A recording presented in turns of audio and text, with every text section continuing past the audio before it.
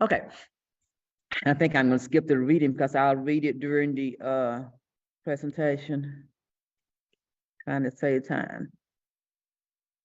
Okay, we are coming from Daniel, chapter 7.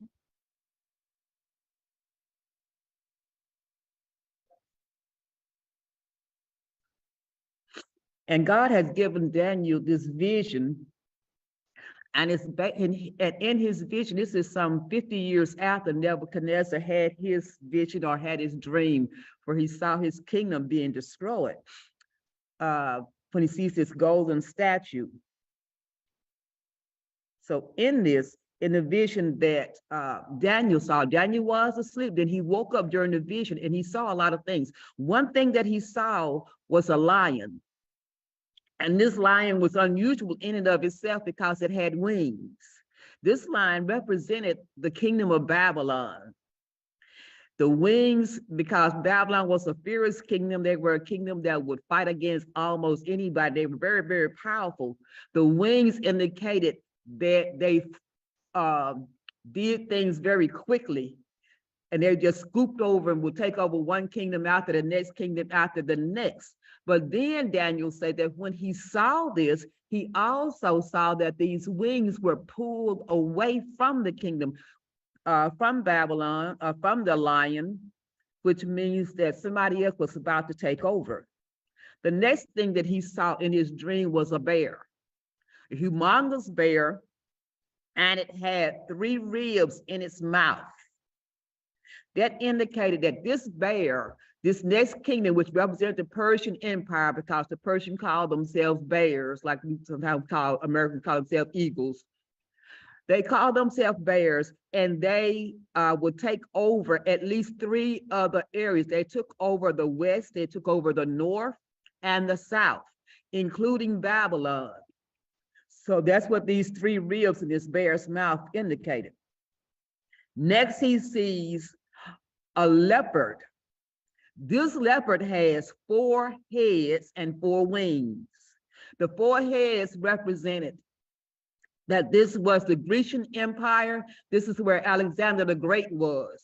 His kingdom, he had divided into 4 different parts. And in each part, he set a governor over each part. The wings indicated that they were fearless. They said that this lion had teeth like that of steel, and they would take over just whoever. They just swoop in. They were not gracious at all. They didn't represent anything that was kingly, but they were very violent. And they went from place to place, just taking over under Alexander the Great. The next thing he saw was a beast that he could not actually describe in and of itself, but he said it didn't look like any particular type of animal, but it was a very furious beast that had 10 horns on it. In and having these 10 horns on it, then the next thing that Daniel says is that he saw 3 of those horns being plucked away. After these 3 were plucked away, then he had a little horn that grew in the center. And this little bitty horn began to talk. It had eyes and it began to talk like a human being. And this represented the plucking away of 3 of these horns, represented that 3 of those kingdoms that this beast had were taken over by one king. So these are the things that Daniel saw, and it troubled him, and he didn't know what it meant in seeing all of this. So the very next thing that he asked the Lord, Lord, explain to me the meaning of these symbols that I saw. Again, when he looked at, it's very similar to what he had seen, to what Nebuchadnezzar had seen in chapter 2, where he saw this statue of this man, the head that was golden. And that represented Nebuchadnezzar, again, the Babylonian Empire. When he saw that, this is what, and so this is what Daniel didn't tell him, that he had the arms that were brass and the shoulders and waist that were brass. This represented the Persian Empire. Daniel told Nebuchadnezzar, every king who takes over after you will be of lesser value. He goes on, and then he sees the belly and the thighs of this thing. And this, of course, represented the leopard, and this was made of brass. The latter two parts he saw were made of iron, and this represented the Roman Empire. And this is this monster that we see that really doesn't look like anything in particular, but it was very fierce. Then he said that the feet of this thing was made out of iron and clay. Out of clay, yeah, iron and clay. And that meant that it really didn't have a lot of stability. And what God did was to send a rock out, hewed out of a mountain, and threw it down. And it hit the feet of this giant monstrosity, this giant statue, and the whole thing fell down, indicating that God would take over at some point from where these kingdoms thought that they had a lot of stability, that these 10 rulers that are left there would kind of finally be defeated in some way. Okay. Now these, the beast that he saw actually represented kings. And we know that because in Daniel chapter 1, same chapter 1, and in verse 17, it says, these great beasts, which are four, are the four kings which shall rise out of the earth. This is when Daniel asked the Lord to explain to him, and an angel went to him and told him what they meant. Okay. We go on, and our verses start here where it says, Daniel said, I watched as thrones were put in place, and the ancient one sat down to judge. His clothing was white as snow, his hair like pure wool, and he sat on a fiery throne with wheels of blazing fire. The Ancient of Days, that's what it said in King James Version. Here in the New International Version, it says the Ancient One. This indicates God himself sitting on his throne. He had wheels of fire, and they were able to go in every direction, which meant that God is omnipresent. He's everywhere at the same time. It also showed that not only did he have nobility, but that he was all powerful. It shows fire on the wheels, but not only fire on the wheels, but it said there was fire that oozed out from where God was, and fire is indicated of purification. So he's saying here that God is pure. It goes on to describe him, that his clothing was white as snow. Again, white indicates purity. His hair was the purest wool. Most of the time you look at wool, it would be white, and that represents the wisdom that God has. And he sat on a fiery throne. He has the power. And as a matter of fact, he is all power, so that represents his omnipotence. So in all of this, we see those three characteristics of God being called the Ancient of Days, and also being called the Ancient of Days lets us know that God is everlasting. He has been here from the beginning and always will be. So we go on in this vision that Daniel sees, and he says, from him there came a river of fire pouring out, flowing from his presence, and millions of angels ministered unto him. Many millions stood attending him. Then the court began in session, and the books were open.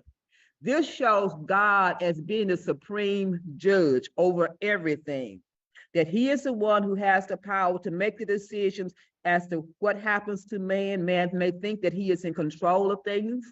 Man may think that everything's going his way, and even evil men will do whatever they can, but at the end, God is in control, and he controls what happens to mankind.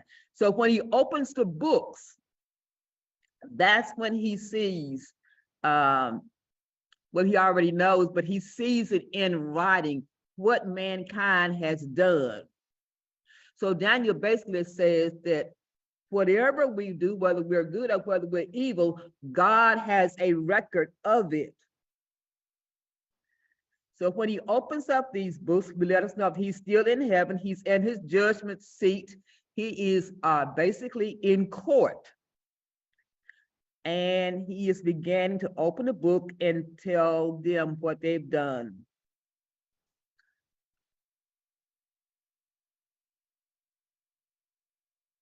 Okay. So Daniel says, I continue to watch because I could hear the little horn boastful speech. I kept watching until the fourth beast was killed and its body was destroyed by fire.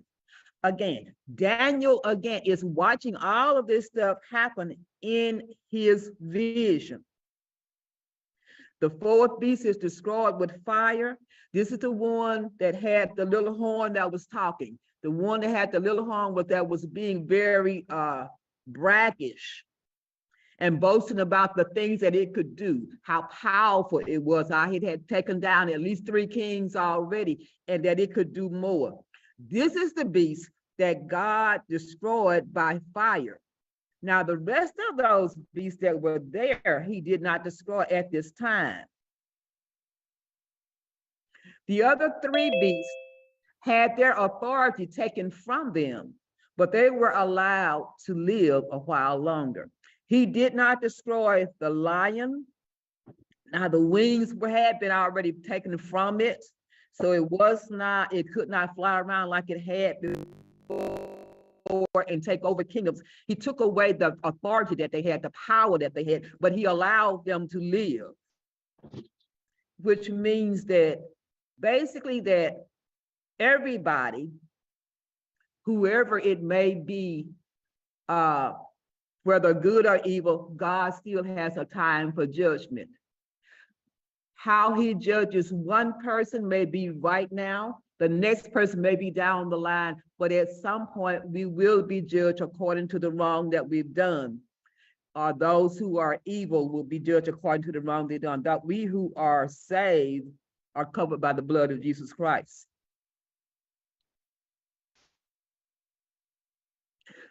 Daniel goes on in his vision, says, in my vision, as my vision continued that night, I saw someone like the Son of Man coming with the clouds of heaven.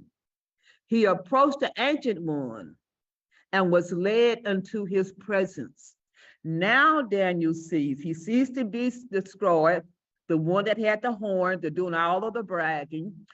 After he sees him destroyed and he sees the other beasts and their power was taken away, he sees Jesus coming. Jesus is called the Son of Man. And it's interesting that every other person that he saw, every other representation he saw of mankind was a beast, those who were in power. But now he sees Jesus coming, and Jesus is not represented by any kind of an animal or a beast. He is represented by man, as a man with full emotion, a man who capable of love. All of that is in Jesus. And when he sees Jesus come, he said that Jesus was led or ushered into the presence of God himself.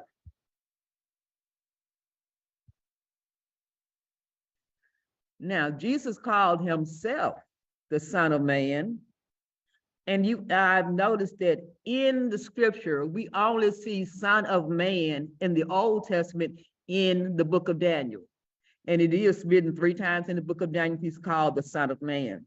Jesus referred to himself as being the Son of Man in John chapter 1, verse 51, when he says, I tell you the truth, you will see heaven open and the angels of God going up and down on the Son of Man, the one who is the stairway between heaven and earth. The only way we can get to heaven is through Jesus Christ himself. He calls himself the Son of Man again when he says that, I'll just read it.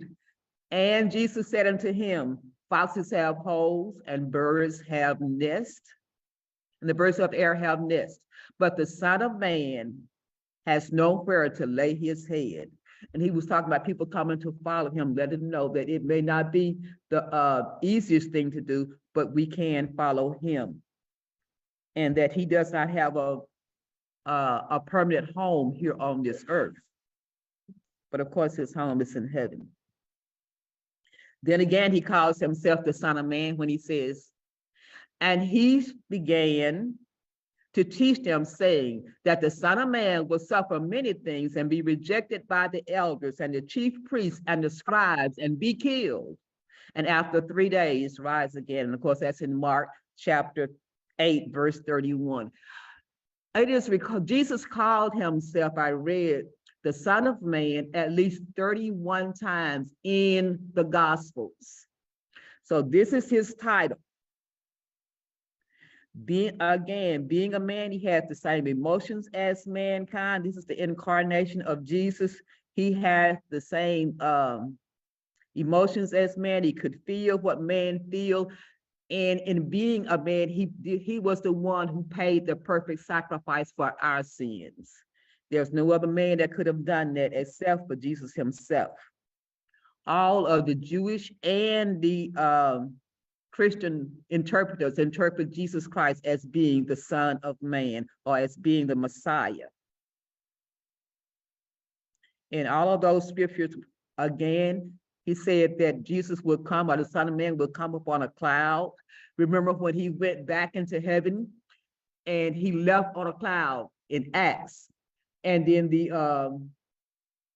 and then you had the disciples and those who had been in the upper room, about 100 and some folks, standing up, just staring up in the air at him. And an angel came and told him, no, why are you standing there gazing? You know, the same way you saw Jesus go up into the air, he's going to come down in like manner on a cloud.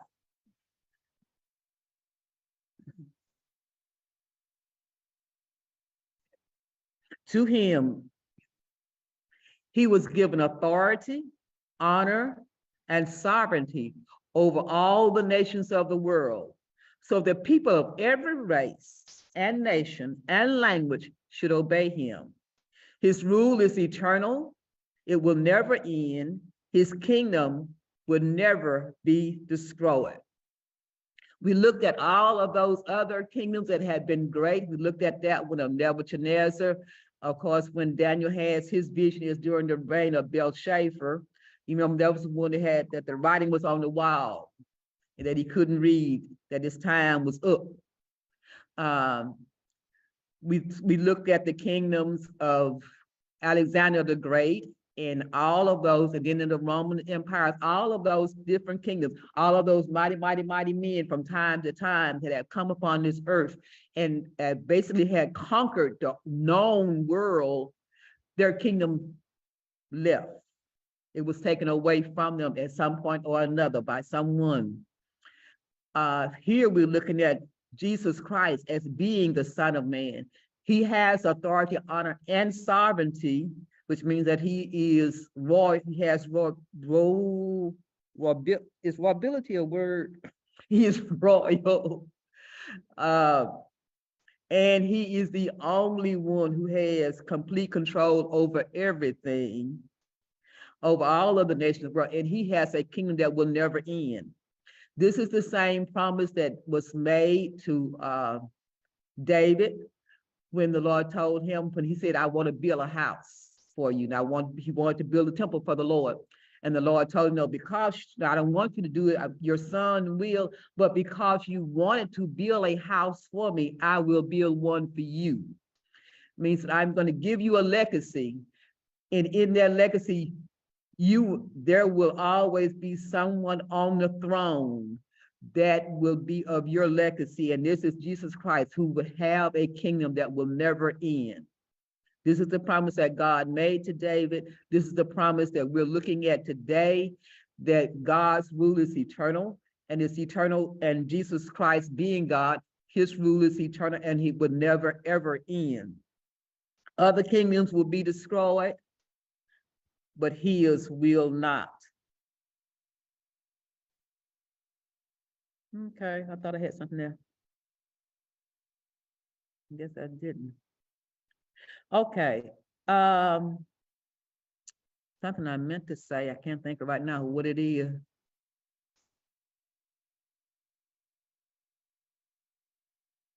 It's bad to go totally blank. Let me ask you, there's some questions.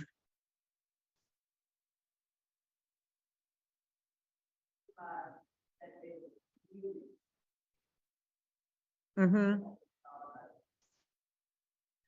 Okay, she said that and she didn't realize that would mean, a lot of times we don't read that, what we read, I think when it says King James, it says 1,000 times 10 times 10 or something like that, indicating a million. But in that, when it's written that way, it basically means that there are just so many that we can't count them.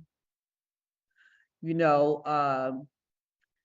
it's like me saying, oh, I went to whatever to a sale and the world was there. Of course, we know the world wasn't there. I'm just saying that it was a lot of folks there. And what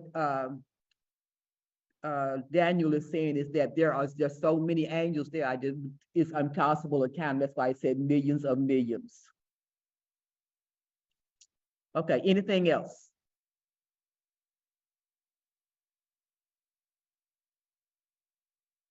Anything else? Somebody online, you got a question?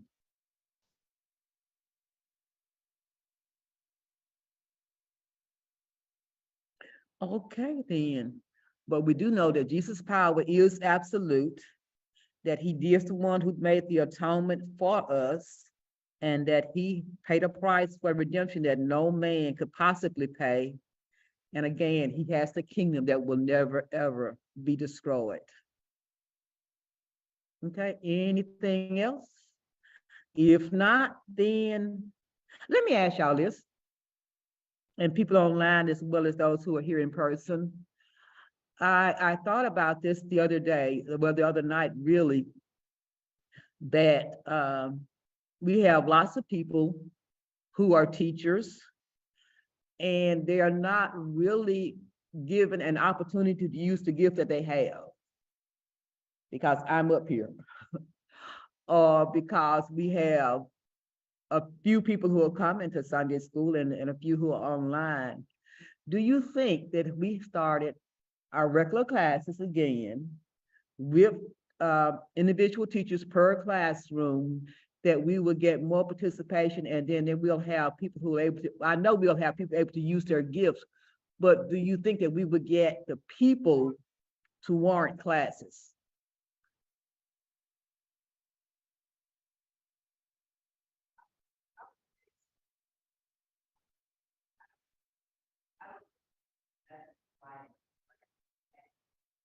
It was similar to what it was before you left.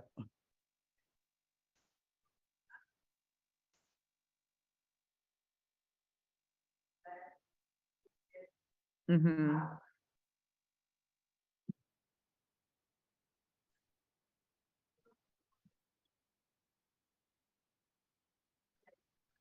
Mm-hmm. Tell you what, you come up here because I really forgot that people online can't hear you.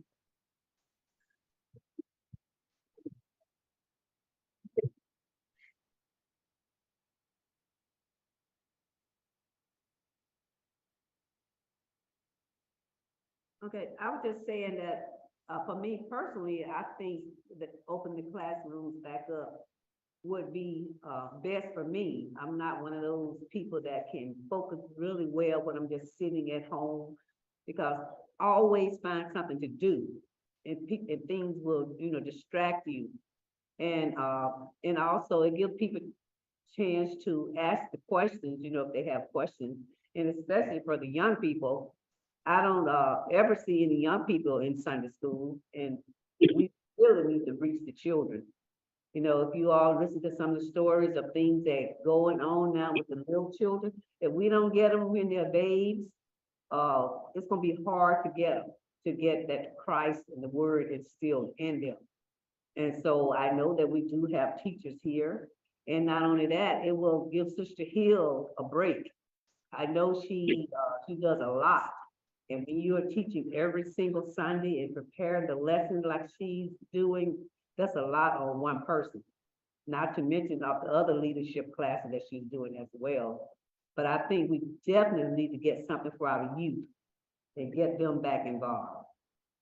Something they can relate to, like I say, on their level, and doing things differently than how we would just do them in a regular classroom for adults. We need to get their attention. So, Okay. Anybody else? I agree with it. Sooner or later, we're gonna have to go back.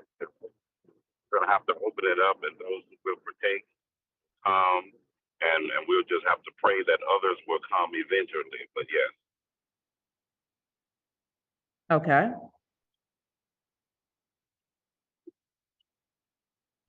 All right then. I can't hear you, babe. Come up here.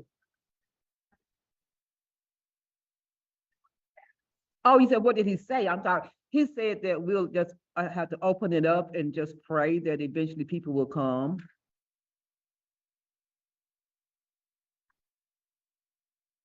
Okay, anybody else? Okay, but that it struck me that we do have a lot of people with the gift to teach, and we're not utilizing them. And I think that all of us need to utilize whatever gifts we have. I'm not saying I don't want to teach, because I love teaching, but I do know that there are others who may want to teach. I think, okay, since I only had two people to make to say something, I think that maybe in March, not March, this is March, in April, the 1st of April, we can look at opening up everything, just announce it during these next few weeks. And then the 1st of April, think that'll be good? That'll work for y'all? Okay, thank you. I'm sorry, I didn't understand you, babe. What did you say? Oh, maybe we just success noise. All right then. Now, Hazel said there are no young people. I don't know how she missed y'all Clark children.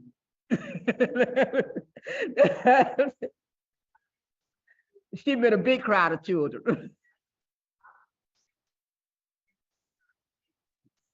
Yes.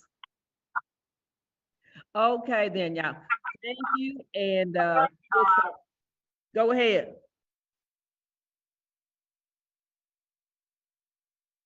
Were you saying something? Okay, I must be hearing things. All right then. Good evening. It's not evening. Good morning. Bye, y'all. We'll see you in church. Bye-bye.